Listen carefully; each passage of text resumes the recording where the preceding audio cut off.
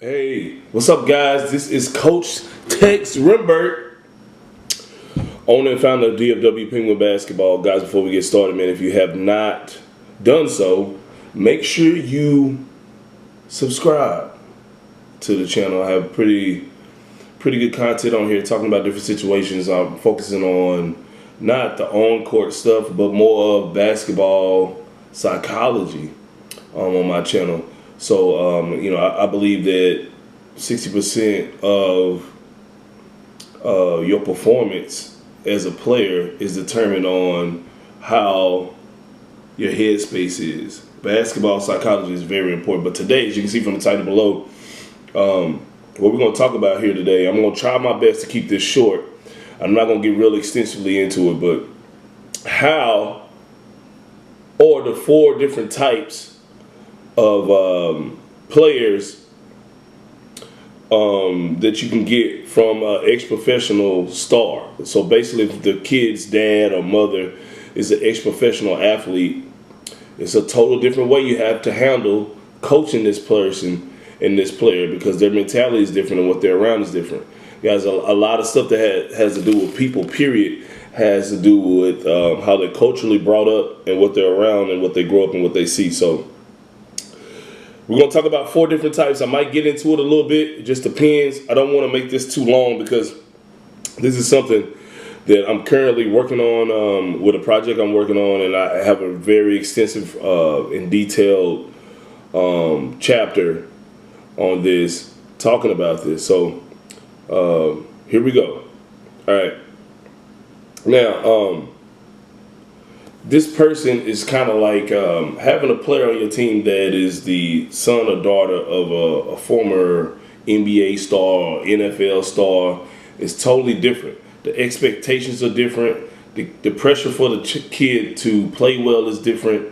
Everything is totally different when you have this type of player. So as a coach, you have to understand this, and you, at the same time, you want to treat this child or treat this player like he is a regular kid, but you have to understand that they're not, because their upbringing is different and their expectations of being a player is different. Depending on the kid, the type of kid it is, okay, or the type of, or how high of a level, the kid's parent played, this can be extremely difficult for the kid because they have all this pressure to live up to their last name or their parents' legacy. But I'm going to briefly get into four different types of players or kids that come from ex-athletes. Number one, and this is the easy one to coach, the easiest one to coach. You really don't have to worry about anything. And now, I'm not going to get into the parents or what type of parent it is. I'm just going to talk about the player.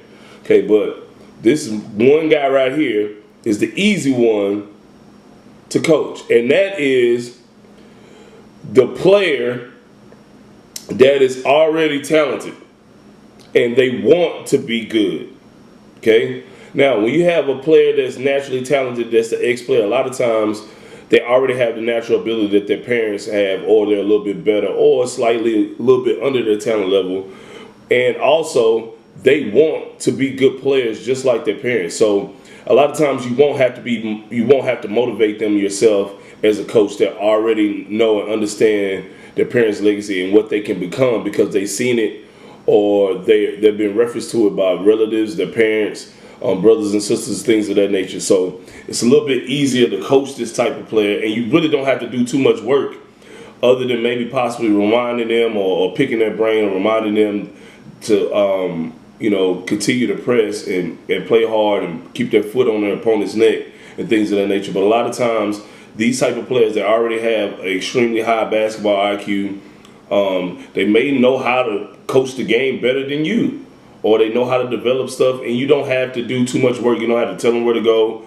They know basketball, or they know the sports jargon or the position they play. And they know exactly what to do to get better because they've been around, and their parents probably have been there and done that and have learned from mistakes and taught their child how to get better. So that's number one, the player that is already talented and is motivated. Now, number two, is the player that's not talented, that comes from an ex professional athlete, but wants to be great. Now, this is where something can get extremely rough for a coach, because a lot of times in this situation, when you have a player that's not that talented, that's from an that's the son or daughter of an ex-athlete, professional athlete, the parents have a lot of expectations for the kid. So depending on this kid, this kid's want to get better. He could improve, but a lot of times they're not going to ever be able to live up to their parents' expectations or to their parents' legacy, because they just simply don't have the natural ability to do so. And it is something as a coach that you have to manage. And the main thing too is, you have to find a role for them on the team and make them be a star within their role, because they're not going to be a superstar player like their mother or father, and because they don't have the ability. So the best thing you can do in this situation, one, you definitely, with the parents, you got to hopefully they understand that their child is not going to be as great of a player as they were, and also you have to teach this type of player so they don't get frustrated, so they won't quit. You have to teach them to be a star within their role. So if that means that this kid is a tall kid, he can't shoot, he can't really dribble, he's tall, make him a great rebounder, shot blocker. Maybe their dad was a great scorer and shooter, but they're not going to be able to do that because they don't have the skill set to do that. So even if they work extremely hard, they're never going to be able to be an extremely good ball handler, shooter, and stuff like their parent. They have to just make them a star within their role, and hopefully they can accept it. Number 3, this is the player that's not talented and does not want to be great. So basically, this is a kid that is the son or daughter of an ex-athlete, ex-professional athlete, that is basically being forced at the end of the day by their parents or their peers or family members to play a sport that they're not really into. And man, this can get so deep. And a lot of times, they'll seem frustrated with you as a coach because honestly, they really don't want to be out there. And sometimes this type of player will give you hell because they really don't want to be on the court or the field or on any of these playing sports, any of these sports fields playing. They just feel like they have to do it because their parents, used to do it, and they kind of feel left out of the family, especially if they have brothers and sisters that have played. They feel kind of left out if they don't play. And sometimes when you have parents that are like this, it's kind of like their parents make them feel less of a child, or not less of a child, but they kind of feel disappointed with this child. They don't want to play. So this kid, to avoid that, they play the sport even though they're not talented. They don't really want to play. So handling that as a coach is extremely hard, and it's a bunch of different ways you can go about combating it, but I'm just going to cover that in a couple of things. The last one, and this is the one thing that bothers me the most, is the player that's extremely talented, just like their mother or father, but they don't have the work ethic to do it. And guys, I'll be honest with you, normally something like this stems from a player actually having more interest in something else other than playing sports. And they don't know how to communicate that with their parents, or they feel like they will let their parents down because they're so tall or athletic or talented to play sports, that they just play it and they give half effort. And it will frustrate the hell out of you as a coach when you see this.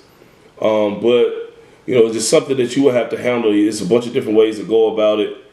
But the main thing you want to do is try to get the best out of this person.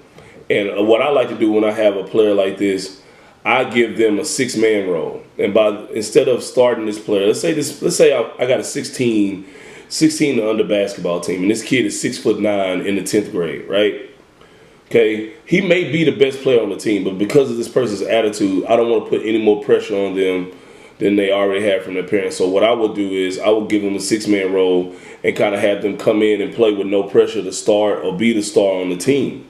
Okay, so that's one way you can go about doing it, because now that eliminates them having the pressure of performing well and feeling like they have to live up to this expectation and work hard, which a lot of times their personality determines that they don't really want to work at it and they just want to go out there and play and get it over with. So the best thing to do with this, to me, one of the best things to do, it's a bunch of different things to do, but give them a lesser role on the team, or make them feel like they have a lesser role, and they will end up working it out. And a lot of times, when they see other people passing them, okay, if they see other people passing them are not as good as them, it may motivate them to want to be that starter they can be and work a little bit harder. So those are the 4 that I have. That's pretty much it, guys.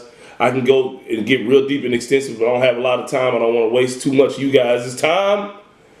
And hey, if you have any questions, go ahead and leave a comment, okay? And subscribe. Tell your friends about it, all right?